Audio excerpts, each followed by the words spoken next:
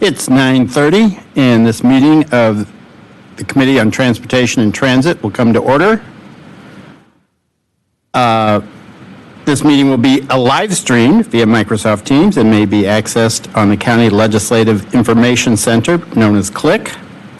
If during the meeting the live stream becomes unavailable, please know this meeting will continue in person through the conclusion of the committee's business as noticed in this agenda, so long as a quorum of the committee remains. A recording of the meeting will be posted after its conclusion. Any members of the public wishing to address the committee may provide public comment by either filling out a public comment card, one of these blue cards in back. When you're done filling out the card, please give it to one of these gentlemen right here. You can also visit milwaukee.gov/public comment and following the instructions provided, participate via Microsoft Teams. Please know that your ability to participate in the meeting via Microsoft Teams may be limited should the live stream become unavailable at any time during the meeting. To this end, members of the public are encouraged to attend and to participate in the meeting of any Milwaukee County body in person whenever possible. Members of the public may also submit a written e-comment via the County Legislative Information Center at milwaukeecounty.legistar.com upon publication of the committee's agenda. So, that being, Mr. Clerk, you want to call the roll? Supervisors Martinez. Here.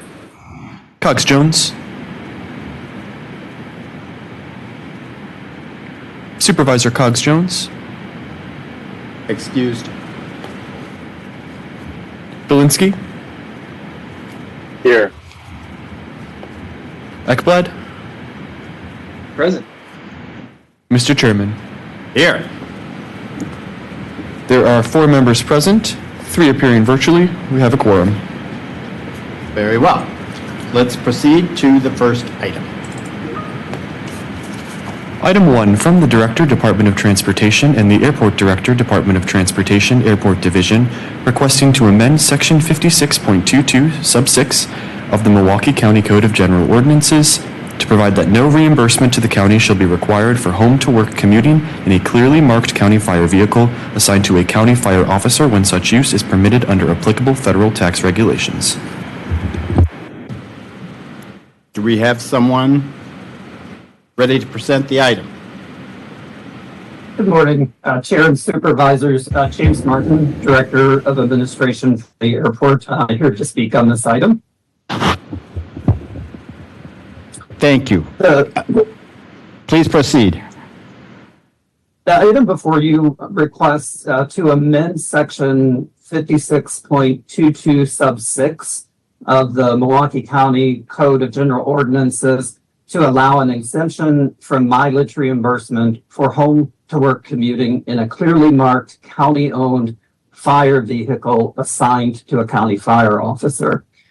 The proposed ordinance change is consistent with IRS tax regulations where such exemptions are allowed for specific purposes related to vehicles in law enforcement and fire. So the same exemption from mileage reimbursement is already reflected in the ordinances as they're currently written for the sheriff's office and for investigators in the district attorney's office. So this requested change would explicitly insert language to allow the same treatment going forward for a county-owned, clearly marked fire officer vehicle as allowable under those IRS regulations. So for background, due to the nature Sir, your volume is cutting in and out. Sorry about that. Can you hear me now? Yes. Okay.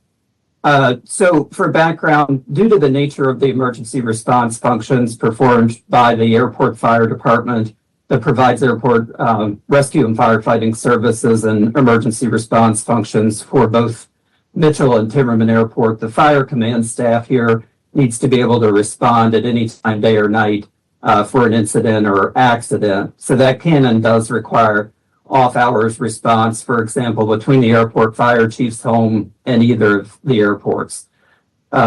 currently, so prior to this requested ordinance change, the mileage for home to work commuting using that county-owned fire vehicle is being reimbursed to the airport at the IRS mileage rate for the fire chief. So once the requested ordinance change takes effect, the mileage reimbursement currently being made by the fire chief for that home to work commuting would no longer be required per the allowed federal exemption that's being requested. Once the ordinance change takes effect, there'll be a small decrease in the airport's revenue from that mileage reimbursement being discontinued. That's about $1,330 for the remainder of 2026 that will absorb within the airport's budget. And then for 2027 and future years, we will budget for that with other airport revenue. And so this ordinance change was also reviewed by the Office of the Comptroller and Corporation Counsel's Office, whose offices both agreed the ordinance change is allowable per IRS code and would be an appropriate exemption for the airport to request.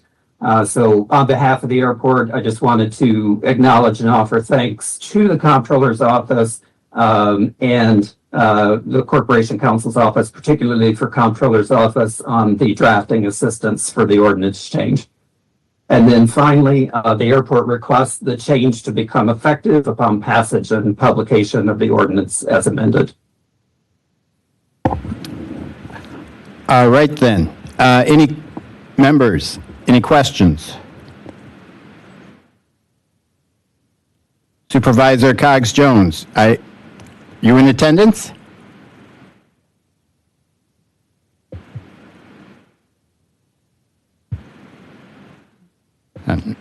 Well, I see no questions.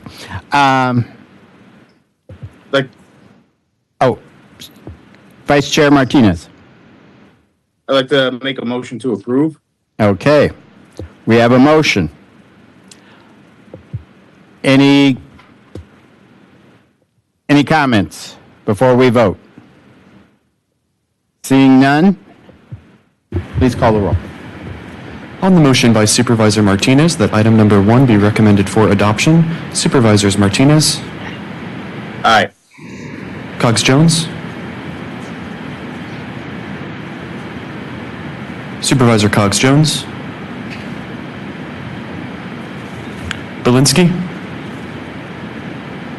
Aye. Ekblad, Aye. Mr. Chairman, Aye. Supervisor Cogs-Jones. 4 ayes, 0 noes. The motion prevails. Thank you. Please proceed to item number 2. Item 2, from the Director, Department of Transportation, and the President and CEO, Milwaukee County Transit System, providing an action report regarding Title VI equity analysis and service and fare equity analysis. This action report is also responsive to reference file report 26-26.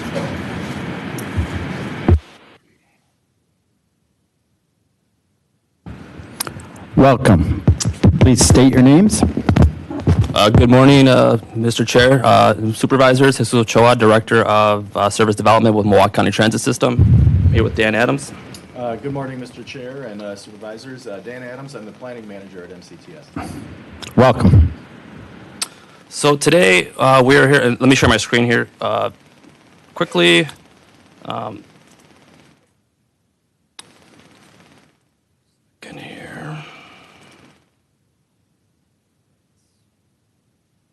So thank you for your time this morning. Today we're here looking for approval of our 2026 Title VI program update. We have a short presentation that will take about 10 to 15 minutes, but feel free to jump in with questions if you have them. So yeah, we'll get started. So as a recipient of federal funds from the FTA, MCTS, like other transit agencies, must comply with Title VI in the Civil Rights Act of 1964 that states that no person in the United States shall, on the ground of race, color, or national origin, be excluded from participation, be denied the benefits, or be subjected to discrimination under any program that receives federal finance assistance, as we do. So as part of this requirement, agencies like us need to provide a program update every 3 years to document our compliance that's under the circular as under the circular of the 1964 Title VI Act. We have to go in front of a governing body. Our governing body is the County Board of Supervisors and the County Executive for approval of the plan before we submit it to the FTA. That deadline this year is in the fall on the 1st of October. So similarly, we have come before this board in the past for approval of this plan, most recently in July of 2023 for the 2023 program update. We do have that on our website, so anyone can go in there, take a look at it. And after this one is approved, we would subsequently put that on our website as well. So we're here today to go into a little bit more details of what's in there, what you can find, and I'll turn it over to Dan here, who will go over the purpose and some of the requirements.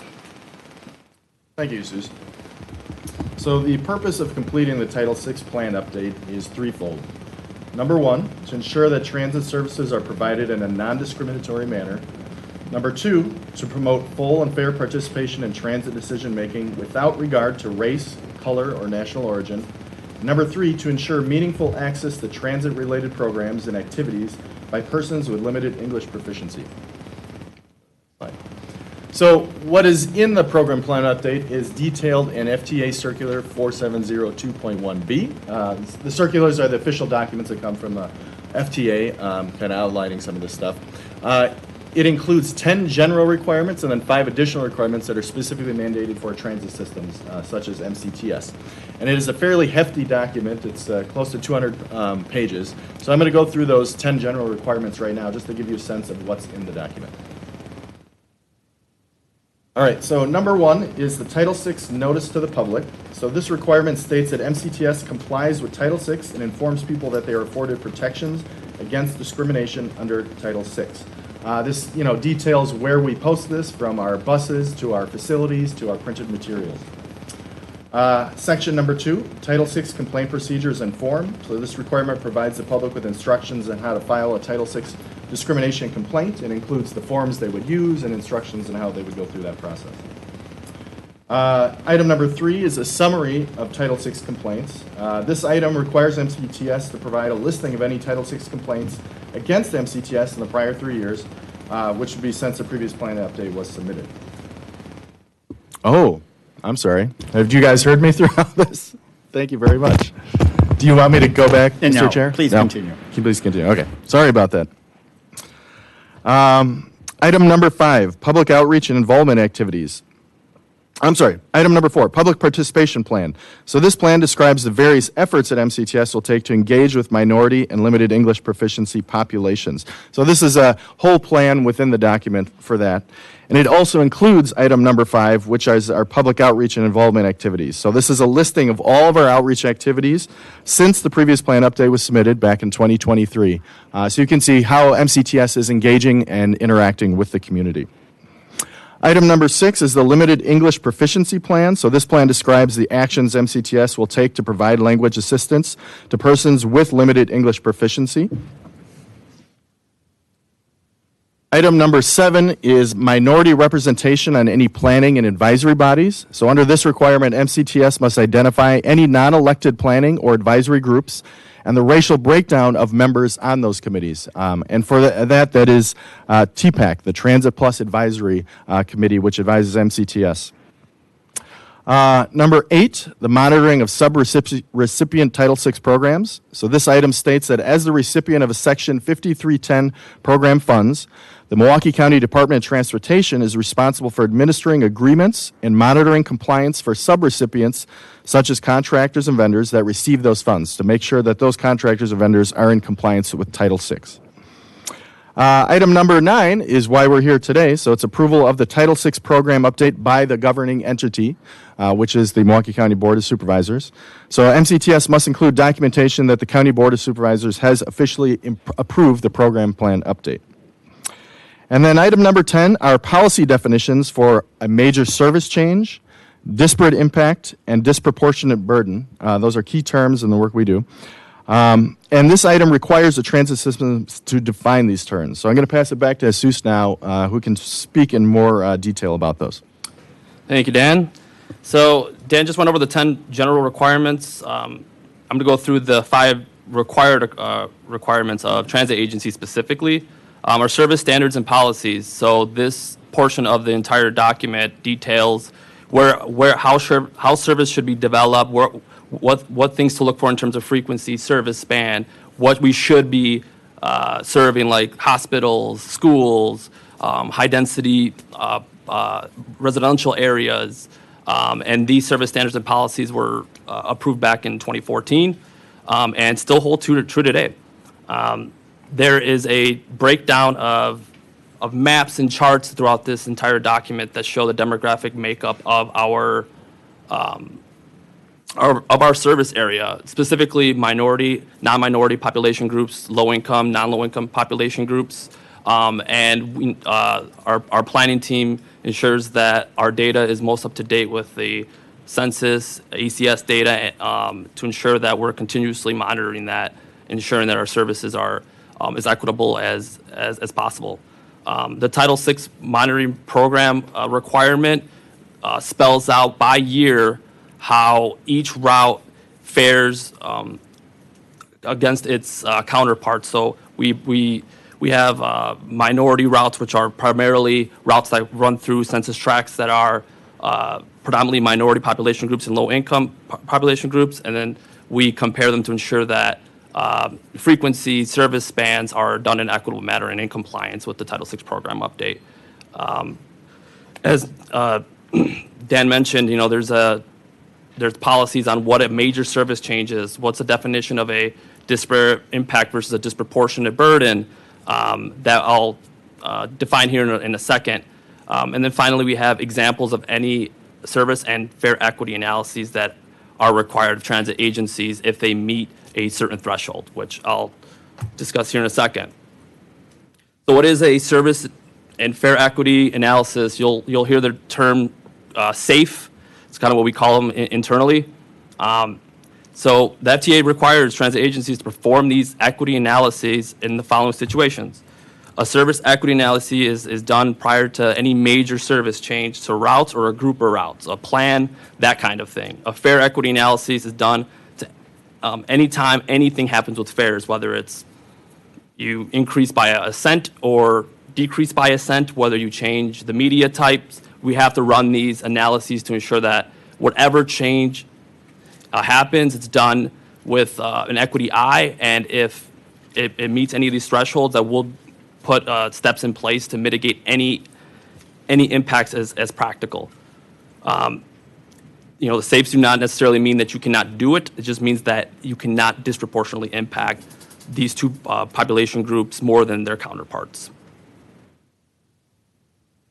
So here are some definitions of each of those impacts. So disparate impact is primarily when the practice disproportionately affects members of a group based on race, color, or national origin. And that disproportionate burden is the practice that affects low-income populations more than non-low-income population groups. So how do we assess this? Planners use a host of data sets for each type of equity analyses, and we use a ratio model that's common across transit agencies and through guidance of that circular that Dan mentioned a little earlier. It's called the 4/5 rule. It essentially determines whether there's a disparate impact or disproportionate burden by comparing the change between minority and non-minority and low-income and non-low-income respectively.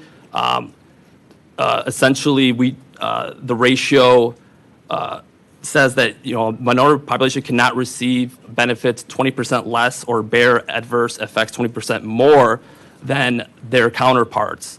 And if that does exist through this ratio, then we would need to take steps to help mitigate those impacts where practical.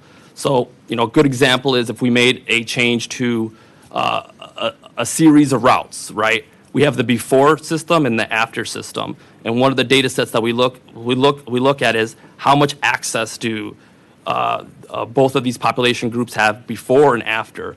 And if that ratio is under 80%, then those population groups are bearing less of that benefit or more of that impact than their counterparts. So we use that.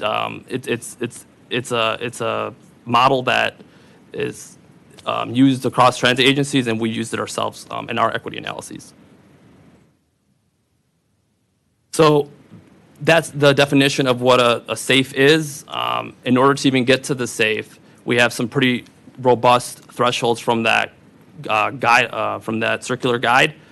So if any of these thresholds on the screen here are crossed, we have to run that SAFE. So whether the bus hours are decreased or change positively or negatively in any of these directions, we're running that SAFE to ensure that the change is equitable. We can make any changes prior to the changes going into effect.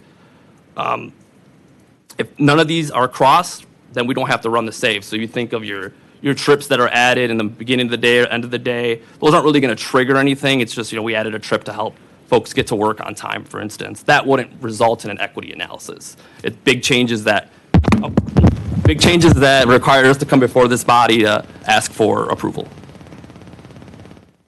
So in this document, there are SAFEs and fair equity analyses that we have conducted in the past 3 years in detail of, how they cross those thresholds, if there are mitigation steps in place to ensure that the changes do not disproportionately or disparately impact low-income or minority population groups. A few of those are, SAFEs for the MOVE 2025 changes, the 2026 routing changes, the recent fare and fare capping increases all ran through these SAFEs. So they're all in this document. And today, if anyone has any questions on anything, we're happy to take those now, but we are looking for approval of this item. Supervisor Belinsky. Thank you, Mr. Chair. So this document does a good job of explaining sort of what the report is, but where is the actual report? So the report, The actual equity analysis. so the program update should have been attached to this file. The equity We have a analysis. report that's like 3 pages long or something that just explains sort of what it is, but we don't have any data on like what the actual fare equity or service change equity analysis was. You know what I'm saying? You listed 4 examples on the PowerPoint of times that there were service equity or fare equity analyses, but those are not included, and I don't think we've ever seen those. The program update wasn't on the reference file, is what I'm hearing? I mean, I'm looking at the agenda right now. We have the report that's like 3 pages. We have a resolution, which is just sort of like the whereas we need to approve this, so we should approve this. And then we have like the fiscal note and the PowerPoint, but nowhere does it include the actual SAFE analysis or the MOVE analysis or the fare cap analysis or any of that. The file with the entire 200-page document has the equity analyses within the document itself. It should. Where is that? It should be on that. Should be on that. I see a link to the 2023 update. But it's like this is an action item that we're supposed to be approving the 2026 update, and it doesn't appear that document exists anywhere that we can see. It just says it'll be attached once we approve it. Right.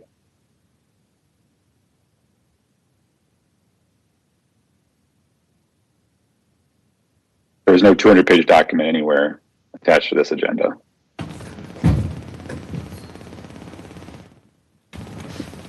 Good morning, Supervisors. John Rogers, Deputy Director for the Milwaukee County Department of Transportation. It appears that the specific report in question was not included in this attachment, but we will be able to email it out to the entire board right away. Okay. So I guess with that, I would be uncomfortable voting on something I haven't had a chance to review. So should we lay this over to July? What does the committee want to do? What is the will of the committee? Supervisor Ekblad?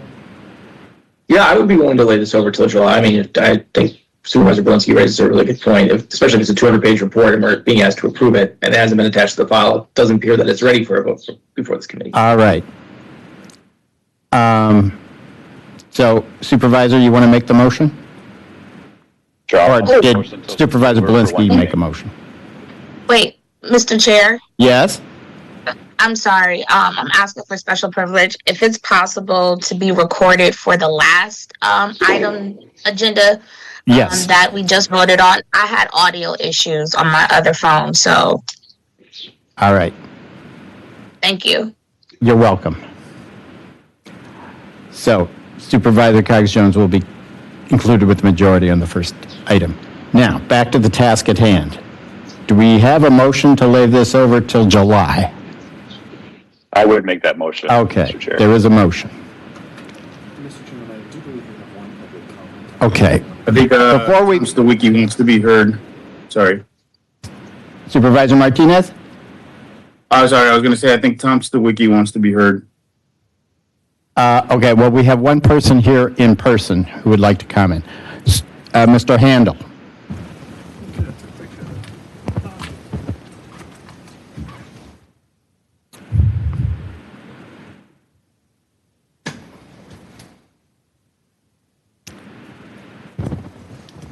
Please identify yourself. Thank you, Chairman Shea. My name is Kyle Handel from ATU Local 998. Excuse me. I wanted to speak about the equity analysis a little bit today. One of the considerations that they mentioned was the fare capping. During the last budget cycle, we objected particularly to the increase of fare. I know that was part of their fiscal concerns to try to eliminate the deficit when they increased it. At the time, we mentioned that we believe it would be disproportional to the people that are actually paying while we still permit riders to ride the bus while not paying the fare. And today, this still exists as a significant issue. One of the amendments to the budget in the last fiscal year was a $400,000 or $300,000 allowance for sheriff's deputies on the bus. One thing we're still not seeing enough of is like security on the bus going after the hot routes where there is fare evasion. I think we still need to press that because this is disproportionately affecting the honest, hardworking people while we allow the fare evaders to still be on the bus. Thank you, sir. Thank you. James Macon?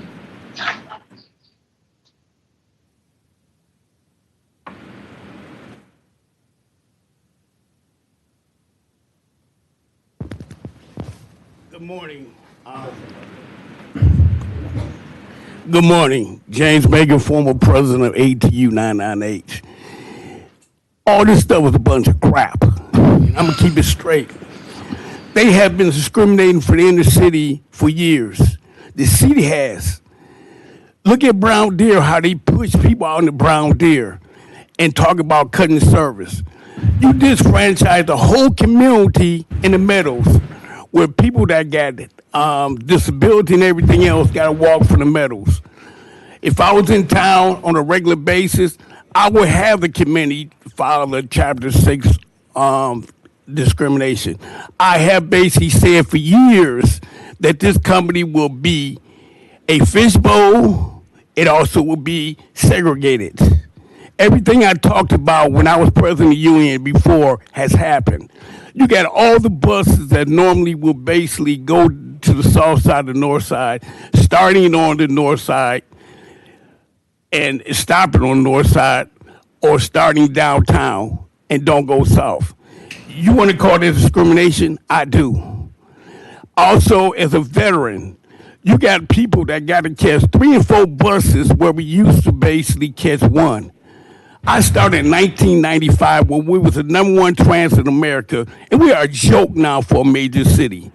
And you want to know why nobody wants to come here and bring their business? Because we a joke.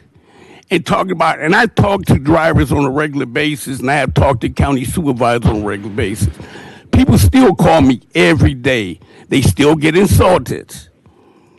Y'all haven't took anything serious since I brought up my gun proposal that y'all thought was ridiculous, but all I got was promises, promises, promises, promises. The sheriff is not coming on the bus. She's another David Clark, and I'm calling her out now.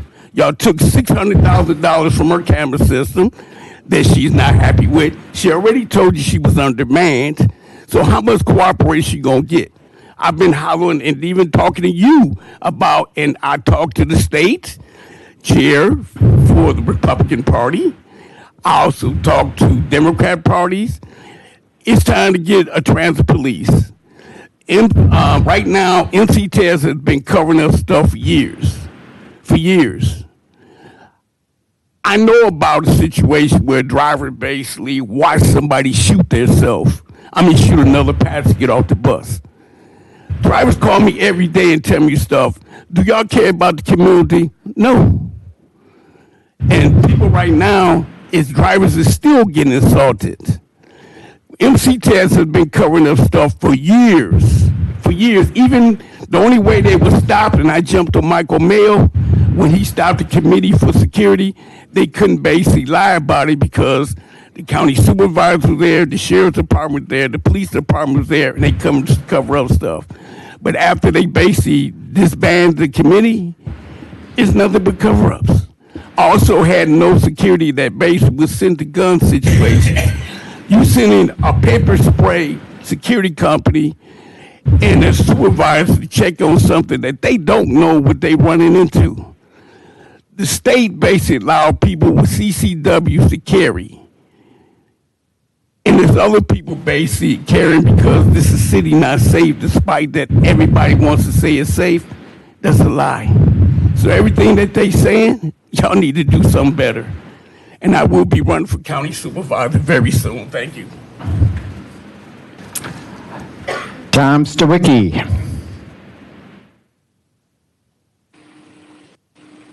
Yes, good morning, Mr. Chairman, committee members, Tom Stawicki, Legislative Director, lobbyist for ATU 998. Good morning. I just got a quick, indulge me if you will, a comment about part of the Title VI program plan update purpose. It was one of the slides in that slideshow presentation.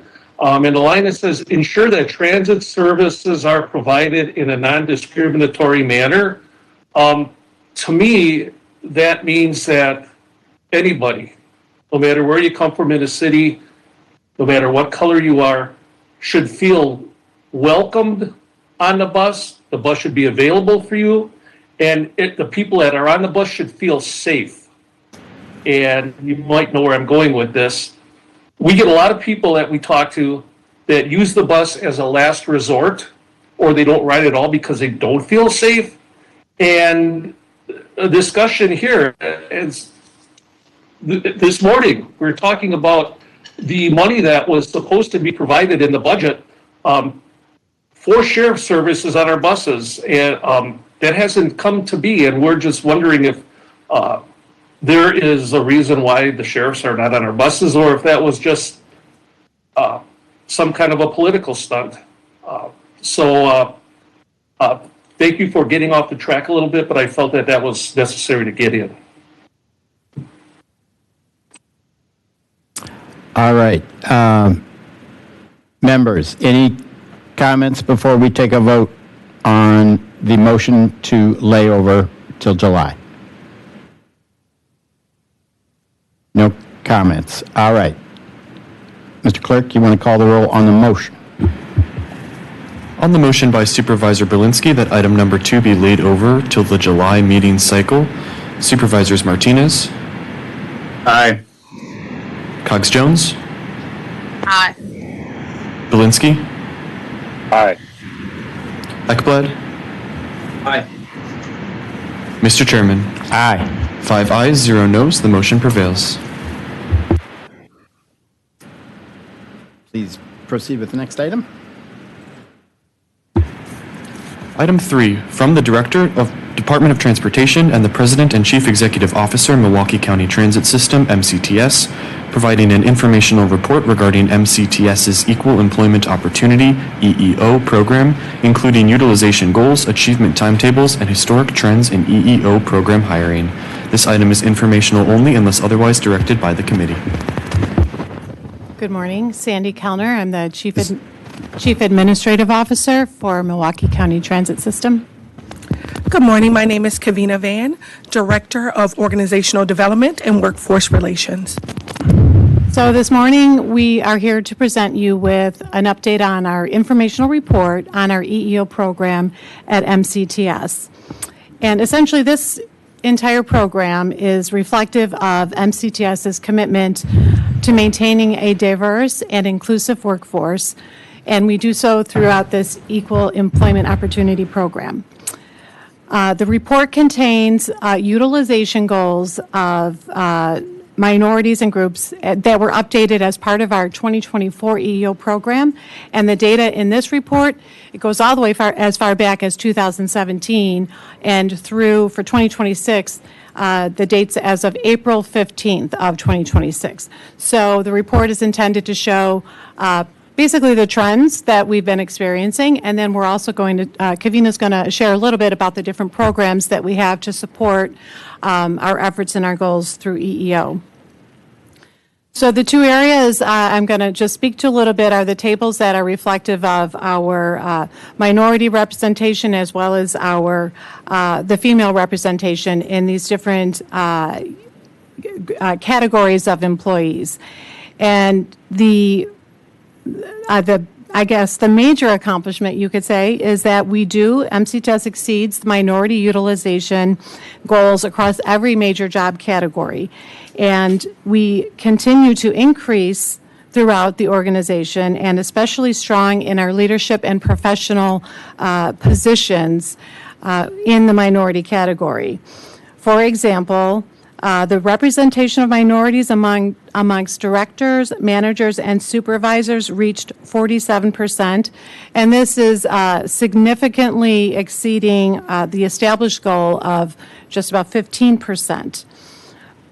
And the professional positions increased to 59%, more than triple the utilization goal of 18.7%. The areas, though, of some maybe room for improvement and continued focus are in the categories of female representation. So, as the table will show, we did see a slight increase in several of these categories from 2025 to 2026, but there's still some work to do in terms of achieving those goals. For example, in leadership positions, the goal is 42%, but we're sitting at 33%. Excuse me. I'm sorry, can you share the table on the screen? I do not have, I did not include a PowerPoint with this, so I'm not unable to share anything, but it's the table that's in the report. Would you like me to provide a little bit more description on that table? Okay. So just getting back, I wanted to provide, some highlights, some examples, and I'm not going to go through necessarily every category unless you are looking to see that. Please proceed. Okay, thank you. So overall, as the data shows for recruitment in women, that remains a top priority for really a top organizational priority for our HR goals. We do have a good pipeline.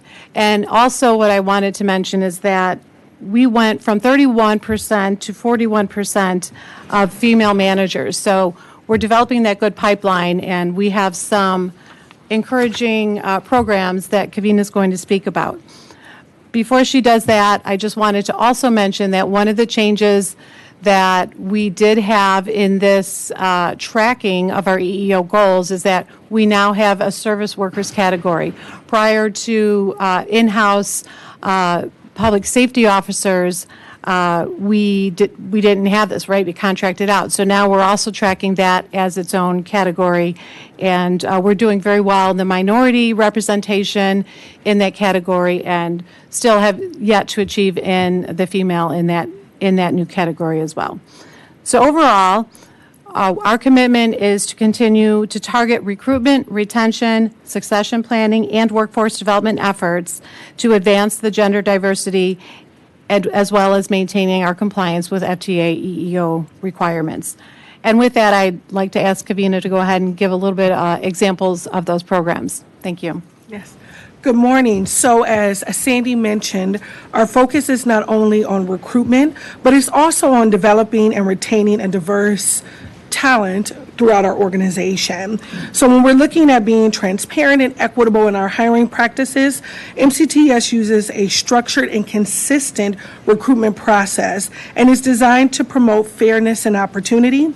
Every hiring process begins with a scoping discussion to ensure expectation and the selection criteria are clearly defined. Also, we're intentional when it comes to seeking diverse applicant pools as well as interview panels. And before an offer is extended, the EEO officer reviews the entire selection process, including application data, scoring for the interviews, and all supporting documentation. So let's go a little bit into succession planning. Our succession planning efforts are focusing on maintaining operational continuity, and we are also looking to develop and advancing qualified internal candidates. When we're looking at our development initiatives relating to training and development, we have a job shadowing program. Through our formal job shadowing program, employees gain hands-on exposure to different functions and leadership opportunities. Additionally, we have partnered with NAMI to create a training program where employees are trained in conflict management and trauma-informed de-escalation techniques. We also have established and launched a 10-month transportation leadership development program, and that is to help prepare current supervisors for future leadership opportunities within the organization. So what I really want to, again, reiterate is that the data shows that MCTS continues to make meaningful progress. That progress is a result of deliberate hiring practices, succession planning, leadership development, and employee investment. Our commitment is to ensure that every employee has access to growth opportunities while continuing to build the workforce, and that workforce really does reflect the communities that we serve. All right, then. Committee members, questions, comments? Not, oh, Supervisor Belinsky. Thank you, Mr. Chair. So just looking at the report, when the blue chart that, says minorities, is that racial minorities and women combined, or is the women chart completely separate? Thank you, Supervisor, for the question. That they're separated out. So the minorities is a separate tracking than the females, okay. But the minorities would include females and male. Right. And for the breakdown of directors, where it says directors, managers, supervisors, which of those, we don't know the relative size of those units. So how many directors are there, how many managers are there, and how many supervisors are there total? Very, very good question, Supervisor. In this report, you're correct, it doesn't reflect that. I would have to get that to you with a follow-up communication to get you those numbers, but I'm happy to do so. Okay, yeah, specifically just looking at because there's a big discrepancy in the minority representation among managers compared to the other two categories. And so if managers is the biggest category, maybe that would be a problem, right? But just wanted to kind of get that breakdown. So. Okay, and I can just say that generally speaking, there's a larger pool of supervisors and a slightly smaller pool of managers, and a smaller, the smallest pool is of directors of those. Got it. So it's like a pyramid; it goes up. Okay, yes. That makes sense. Yeah. Okay, thank you. Those are my questions. Thank you, Supervisor. Members, any other questions? All right, seeing none, we have some blue comment cards. Mr. Handel. Okay.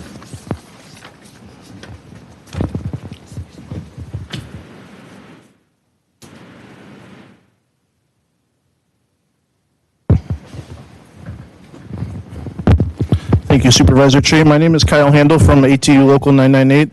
One of the things I wanted to discuss was about the transparency and consistency of hiring practices at MCTS. And when you don't have consistency and rules are arbitrarily applied, that creates situations where discrimination can exist, even if it doesn't actually exist. So there are a few circumstances that I'm aware of where we had jobs where we had seniority bidding rights and we had applicants that were qualified but failed the written examinations. And then these jobs were posted externally. And my understanding is that the qualified applicants externally also failed the examinations, but then were given a more arbitrary selection process. So if we go by qualifications and the test, it's very definitive on whether or not a person's eligible for a position. But then after they passed up the internal candidates and external candidates failed to qualify for the job, they were selected based on other criterias. So in one of the situations, I know some of the internal applicants were minorities, and there was a non-minority person that was hired. The other position, I know it was a minority person that was hired. So it's maybe a coin flip whether or not discrimination actually existed. But my point is that when they are arbitrarily enforcing these standards, discrimination can exist, and they really do need to crack down on consistency.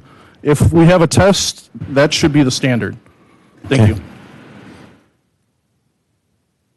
Mr. Macon?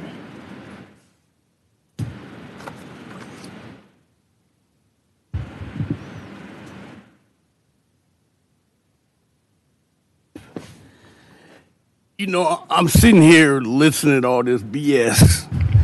I have, even when I was president of the union, I would come to this board and tell y'all that Dan Bain was racist. I will also basically tell Donna Brown he was racist. You had other employees for MCTS, including women of color, said he was racist. So if they made a change, I'm surprised. I don't believe it. And getting promoted, you know, and I blame this on y'all. You know, you bring in people from the outside that have no clue about Milwaukee County Transit, about the city, about anything. I told y'all that when I was here before, I was going to do my homework. Right now, their reputation ain't the best in the world in Chicago. I talked to the president, I talked to the union, I talked to the members. Actually, I'm on my way to Chicago and working with them on something. And y'all need to start basically looking into the community and finding out what's going to help out this community, not reaching outside. So I blame that to y'all on y'all. That's why I'm going to run for county supervisor. So be prepared. My community been trying to get me to run for years, and I wouldn't do it. Other people were still calling me, telling me to run, because they know I'm going to be direct and I'm not going to play no games. That's not me. I don't sugarcoat nothing. I'm not going to sugarcoat nothing. I'm not going to get paid under the table. That's not me. So I got a problem about all this crap that's going on. And you on my page, and other county supers on my page, and a lot of other people on my page. I'm not going to shut up. Y'all thought I was going away? No. I'm still around. I'm not going anywhere. Y'all going to hear me. I'm going to keep going. I'm always going to be a bus driver. My mother and father was bus drivers. My uncle was bus drivers. I care about my community. I'm not going anywhere. So y'all need to step up to your plate, because I'm coming. Mr. Michael Brown.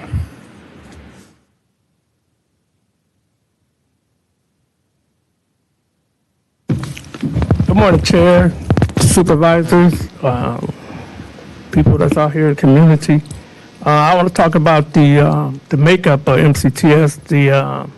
When they talked about the hiring part, about hiring, when MCTS in 1999, MCTS, we had around between 450 buses and 500 buses. At that time, we only had 4 directors, CEOs that ran the company with between 450 and 500 buses. Today we got, I just counted up 9 CEOs, CEO, they got so many different titles up there that is changing. We have 9 so far that I know of as right now. And we only had 328 buses. And so, and then we talk about the makeup of hiring. Is there anything with the citizens in Wisconsin that we can't find nobody in Wisconsin to run this company? MCTS has a long history of hiring within, and that's when the company ran A1. Now we got all these CEOs, we losing routes, they're cutting routes. The number one thing that hurt me today is why I'm here to speak, because when we talk about safety and stuff, when Tom brought it up, in our safety meeting, one of the new CEO, OO, whatever his title is, Brian, when we talked about the sheriffs on the bus, that was a safety concern. We all heard the people at the domes that night. I think it was like 123 people that spoke about concerns with MCTS, the routes, where the buses are going, and they was concerned about the safety. Well, in our security meeting on Friday, I asked about the sheriffs when they were coming on the bus.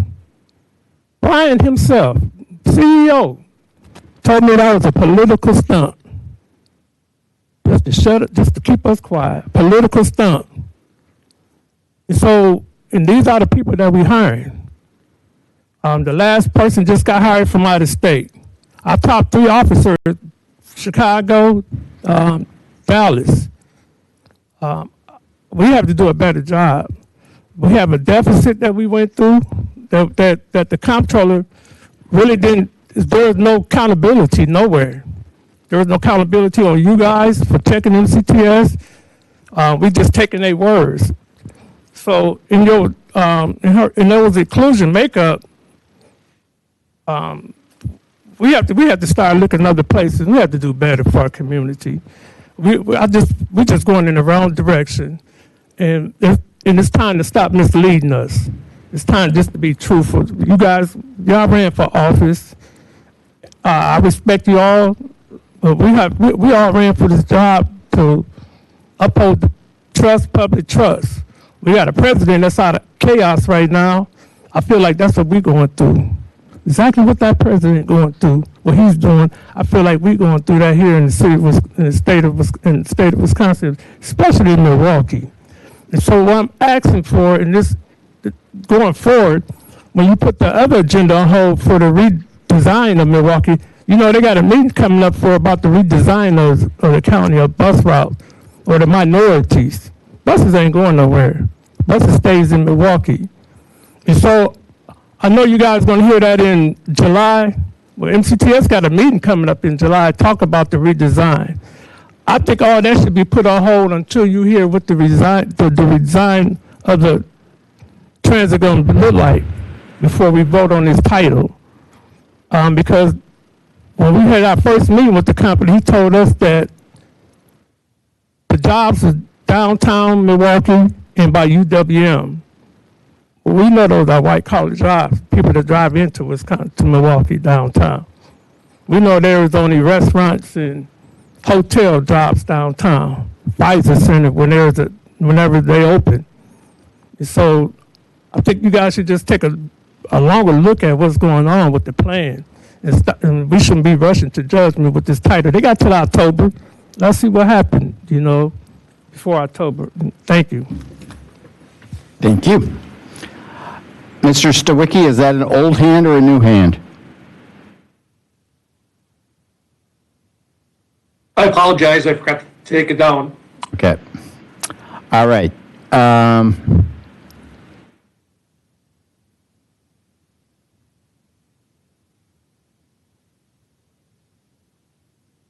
Well, this item is informational only. So, yes? Oh, I'm sorry. We do have one more card. I apologize. Mr. Bruce Freeman.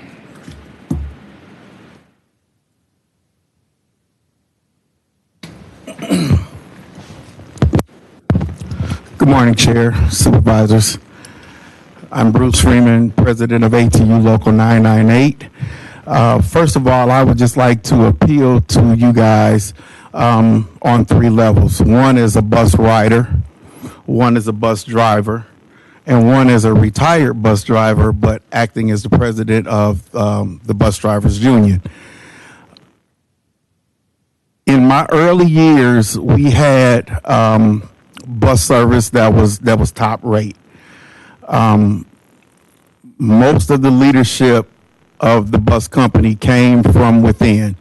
Most of the management started as bus drivers in Milwaukee.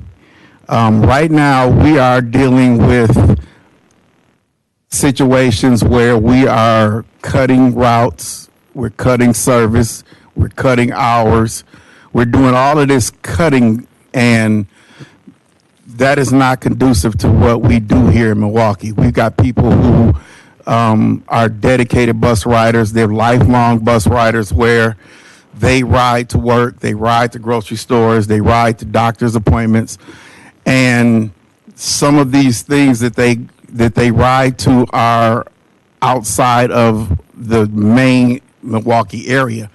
So when we're thinking about doing all of this cutting, eliminating service to outlying areas and all of that stuff, the management that came up in the Milwaukee County Transit System ranks as bus drivers to supervisors to management, they all know that this is not how Milwaukee is supposed to be servicing our ridership.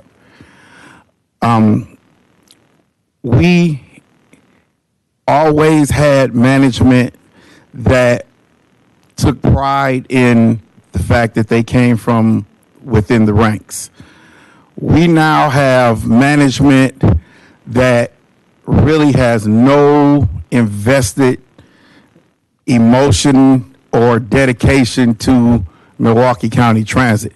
They're just managers. They're just managing the company. They came in from other companies, and I really don't think that that's the way we should be going here. I think that we need more input from the management that came up through the ranks. And this is not a knock against any one of these managers that are at the top of the poll in Milwaukee County Transit System, but these people come from transit systems that are not even comparable to Milwaukee. Chicago is Chicago. Chicago has money. Chicago don't have these problems that we have coming to county boards trying to get money, trying to get security and all of that. So we can't bring Chicago mentality to Milwaukee.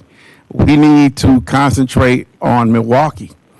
And I'm pleading to whoever does the hiring of all of these positions that we start taking into consideration that we need people that are emotionally attached to Milwaukee and not just a manager coming from another city.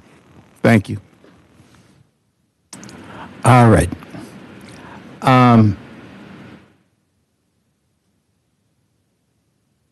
Supervisors, did anyone want to make a motion to receive and place this on file, or shall we just proceed? Nope. All right. Next item, please. Item 4, from the Director, Department of Transportation, and the Director of Fleet Management, Department of Transportation, providing an informational report on rising fuel costs on Milwaukee County fleet vehicles. This item is also considered by the Committee on Finance and is informational only unless otherwise directed by the committee. Good morning, Mr. Chair and Supervisors. Please speak into the microphone. We can barely hear. Can you hear me? Okay. Good morning, Mr. Chair, committee members. John Blonding, Fleet Director, Milwaukee County Department of Transportation. We're here today to provide an update on our current fuel costs and their impact on our organization so far this year, and also provide some thoughts on how it's going to impact this organization going forward if they remain at the same levels they are right now. So as of right at the time that this report was prepared, our fuel rates were $4.87 per gallon for diesel and $4.12 per gallon for unleaded.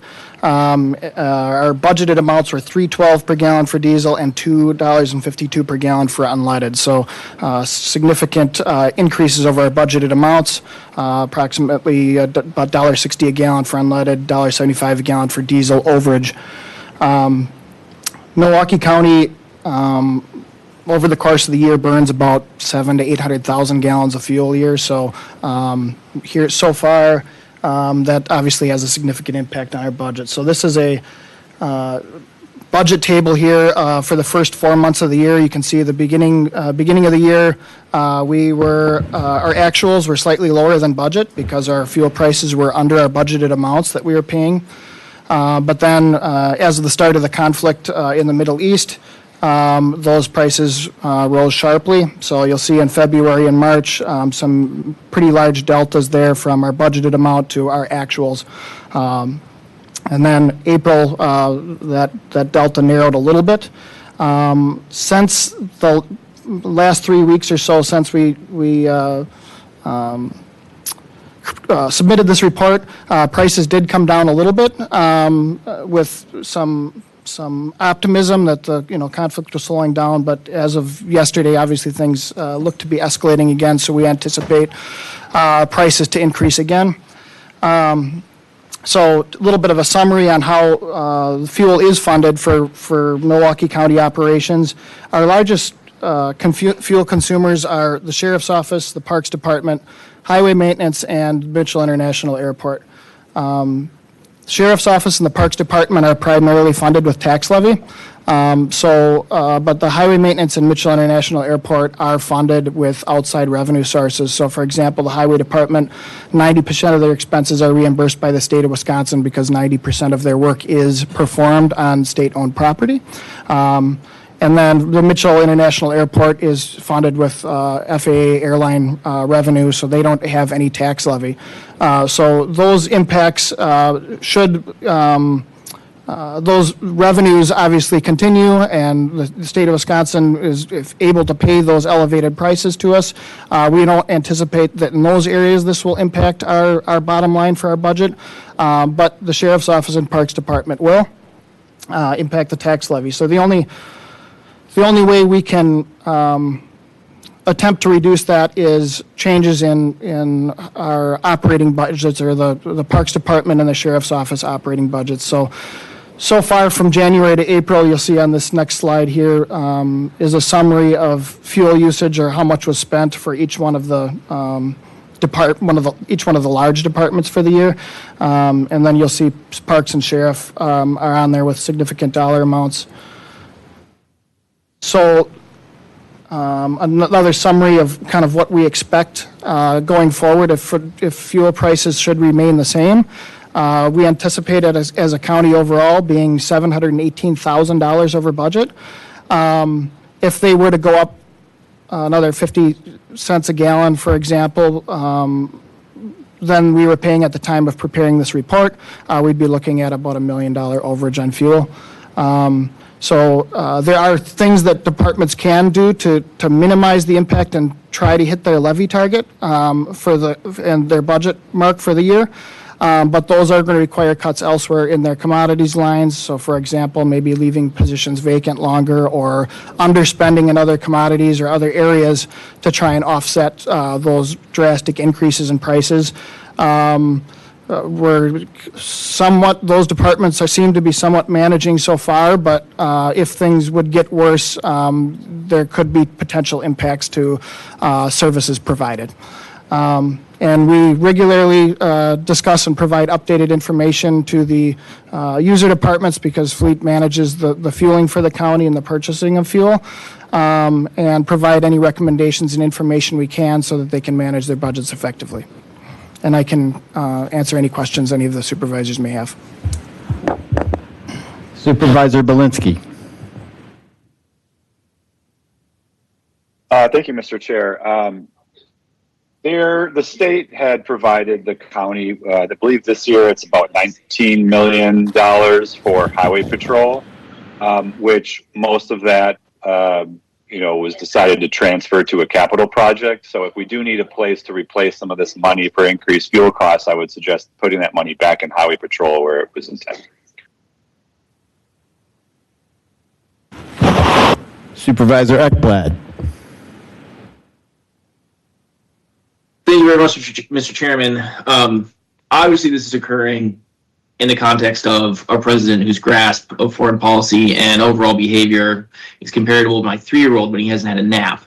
But trying to do what we can to manage this, I'm curious on the fleet director's opinion of electric buses and how far that technology has come, if it's improved since Milwaukee County experimented with it. But I'm also curious if we have fleet management software and hardware in county vehicles that can do things like monitor idling. And, I'm not trying to put the increase in fuel costs on county employees, but there are things around the margins we can do to reduce this cost and monitor it.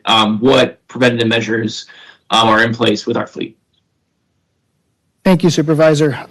So the remainder of the county that the non-transit fleet that our department is responsible for is mostly composed of heavy-duty equipment, and plow trucks, front-end loaders, mowing equipment for the Parks Department, pickup trucks, with plows on them, and then we do have a smaller fleet of sedans. So we have been experimenting and demoing some electrified vehicle options in various departments. So far, it is practical for certain areas of our fleet, but the vast majority of our fuel usage that we are reporting on today is in vehicle classifications where there are not any practical electrified options. Furthermore, in areas where we do have the opportunity to potentially transition to electric vehicles, we don't currently have charging infrastructure or the funding available for major infrastructure improvements at a cost of millions of dollars for transformers and switchgear and things like that. So we've converted 90% of our sedan fleet right now is our hybrid sedans. So that is a very small portion of this fuel allotment. Most of this is heavy-duty trucks at our highway department and at our airport, snow removal equipment, things like that. We do have anti-idling policies in place, and we have automatic idle shutdowns on all of our heavy trucks, so that they'll shut off after idling over a period of 5 minutes. There is obviously, there are opportunities, situations where drivers, if they are, doing work, out on the road and the weather is hot, obviously we want to be able to run the air conditioning in certain situations and things like that for employee safety. But as an organization, we limit idling as much as humanly possible. We also, all those heavy trucks do have GPS, pretty elaborate GPS systems in them that do track idling and vehicle speed, locations, whether the plow is up or down, those types of things. So we are able to monitor that and address that with operators if it becomes an issue. And we are, that's, kind of our biggest technique here to keep these costs in check is reducing idling as much as possible, because a lot of the current vehicle utilization that we're responsible for is either public safety related, public infrastructure related, or property maintenance related. So stopping any of that work just creates, other costs and other issues. So there isn't a lot we can really do that we haven't already done to get these costs down, other than, making cuts elsewhere. Thank you very much. Appreciate that. All right. Any other supervisors? All right. Seeing none, I wanted to say the folks at home may not understand that our bus system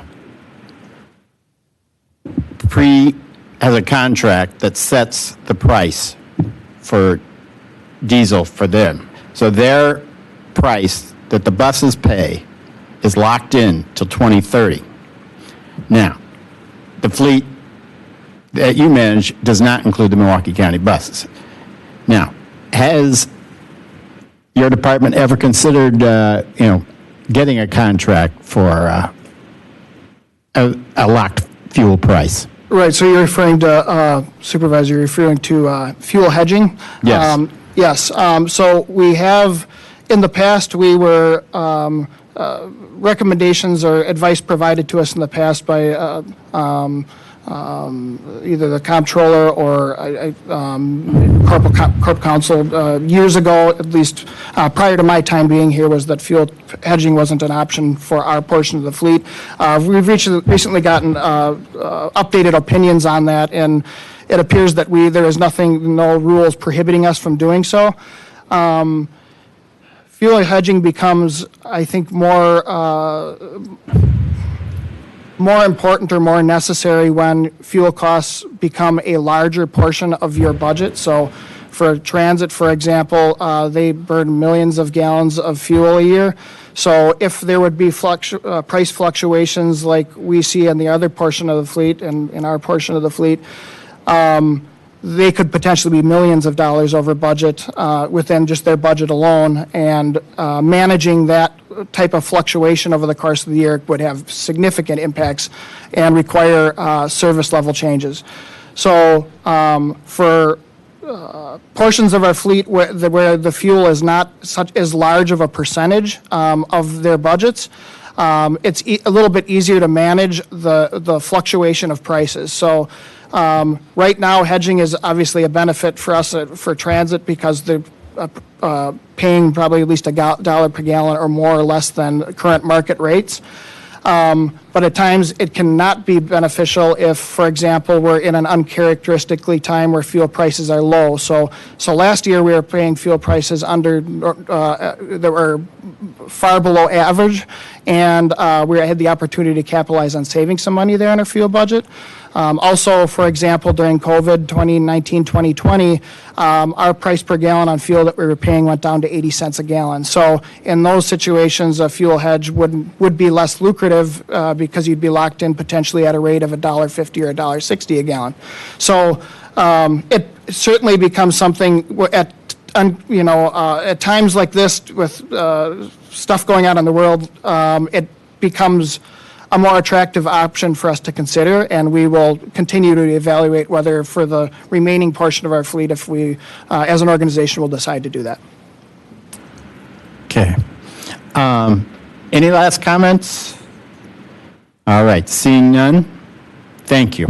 Thank you.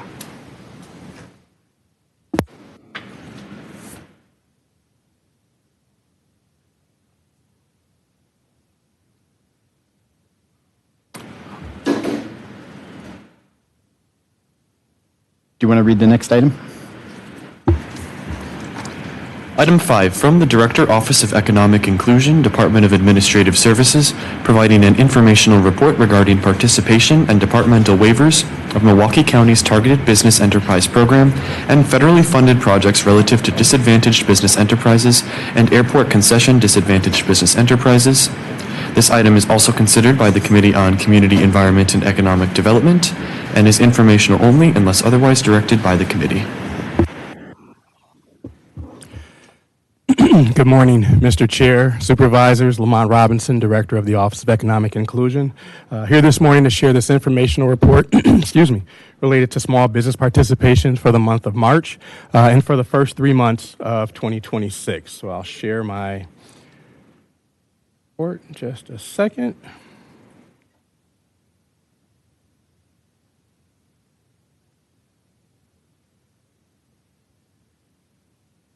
Okay, so if we look at the month of March, our office came across roughly $21.4 million worth of contract opportunities. Excuse me.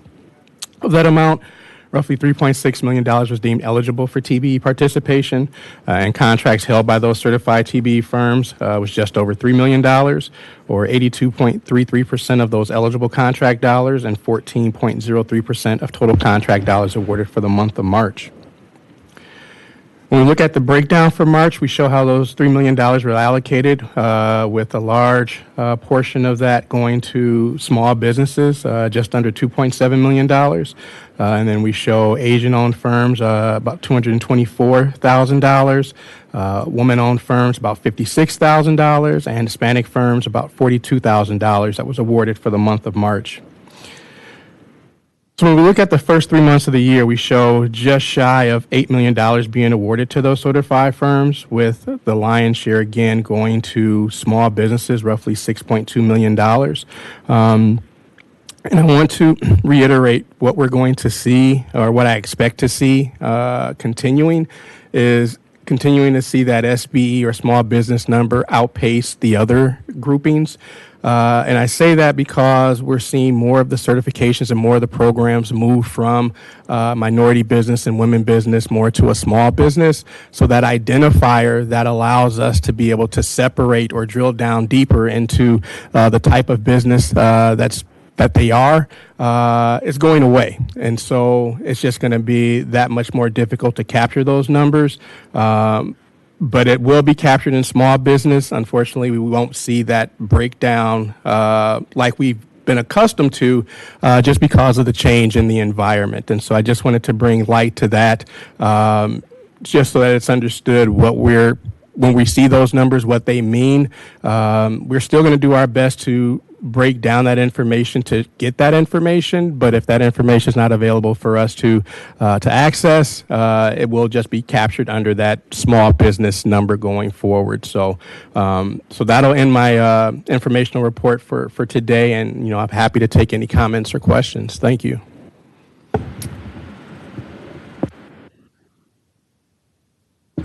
Supervisors, any comments or questions? No comments or questions. All right. Well, thank you very much. Thank you, Mr. Chair.